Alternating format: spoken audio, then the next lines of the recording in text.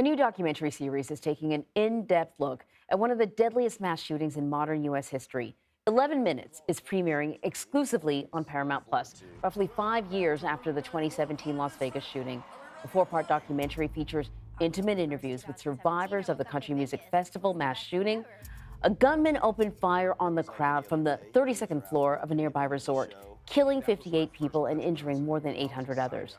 11 Minutes asked survivors, including superstar Jason Aldean, who was on stage at the time of the shooting, what their first reactions were like after the gunshots.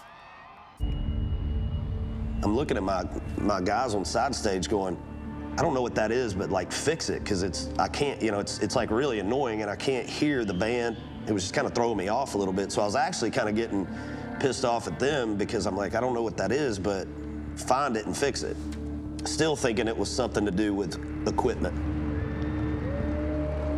I looked up at the stage thinking, well, he can see what we can't see, Jason up on the stage, so if he's still singing, then everything's okay.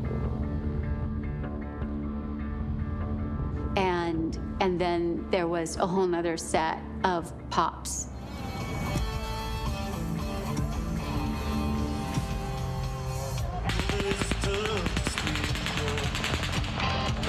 Pop, pop, pop.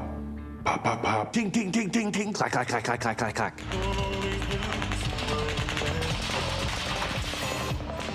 We looked at each other because we recognized it, but we were just not putting like two and two together. Like you're not expecting it, so you're not identifying it immediately.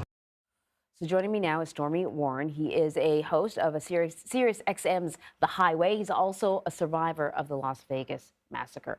Thank you so much. I got chills just listening to the gunfire. As I was watching the first hour, I just kept on asking myself, would I know what was happening? Would I be able to understand what that sound was? You were there. Yeah. Did you know what was happening?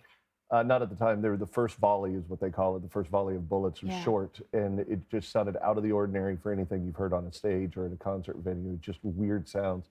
And I was standing next to a friend of mine, Greg Fowler, who's been on the road with Alabama for 100 years and has seen and experienced just about everything. I said, was that pyrotechnics? Was that technical? And his eyes were really big, and he goes, no. And then the second volley happened, and that's where the bullets started hitting the stage and the people in the crowd. And you saw them drop. And then when you saw the holes in the deck of the stage, and we got off the stage as quick as we could behind a concrete barrier that was separating. The only thing between us and the shooter was this concrete barrier. It was only like 2.5 feet tall. And you're hearing everything? Everything. My wife was on the phone. I got through to her after in between volleys. I said, honey, I know this is going to sound weird, but we're under attack for something. And so she heard the bullets too over the phone. So listen, it's been 5 years. Oftentimes when people experience trauma, the anniversaries are tough. How are you doing? With this documentary, it's a totally different experience than the other years. The other years were kind of quiet and somber and reflective, and we would pick up the phone and call some other survivors because it's a family. It's not a club you want to be in, but we're tight. This, with the documentary, it's much more upfront. The memories are much more fresh. Everything came bubbling up with this 4-part documentary, but it's an important way to honor those we lost and to remember the ones that are still suffering. And it's also really important to know the heroics and the courage and the strength and the empowerment that happened that night, as well as the tragedy. And boy, does that come across. I gotta tell you, this first hour, I was riveted. And, getting a superstar like Jason, that's great. But really, it's the other people. It's not about him. No, the police officers, the rookie officer, first night on the job, the cancer survivors finally living life again, the guy from the inner city, the black guy from the inner city who always had to explain why he loved country music so much. He's such a gem of a person, too, man. Everyone's a gem. Yeah. Everyone's a gem in this. But I was like, how are they talking about this? Was this therapeutic? It is. It's therapeutic and really difficult at the same time. You know it's healthy to talk about it, and you know you should talk about it. Doesn't make it any more fun to talk about it. But I think the driving force for all of us was knowing what it was going into and what we were talking about it for. And that was to really remind ourselves of the gravity of that event and that those events are still happening and that we need to We need to do something. You know, we never really got a lot of clarity on this. We still don't know the motive behind it. No one was ever really charged. I mean, one person was charged for selling bullets to the shooter, but no, I should correct that. He was charged, he had sold bullets to the shooter. He was charged for something else.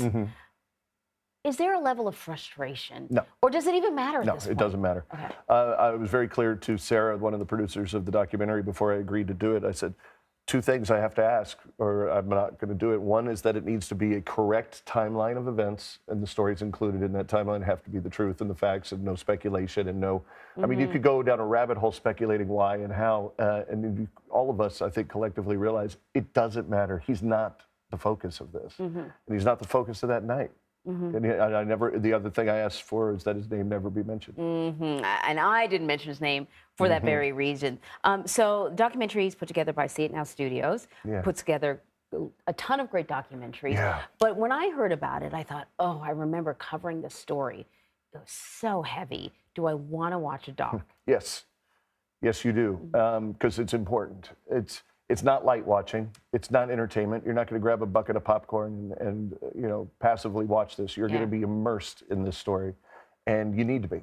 Everybody needs to be, whether you were there or not, and especially if you weren't there, to know exactly what we all went through. And I only have my perspective, what my experience was, and to see all those other stories and their own individual perspectives, what we went through, and see all those stories woven together into a tapestry of what really painted a clear picture of the night. But I got to tell you, too, what I took away was that everyone is there. They're living again. They're processing the trauma, and they are living and loving and laughing and actually remembering some fond memories from that day. There's light moments with that weekend. It's not all dark and tragic. In fact, that comes across in this documentary really well. Humans helping humans. And bonds and friendships. And there's even some like almost laughable moments that came out of the tragedy. I mean, there's so many stories from so many different emotions. And we are a big family.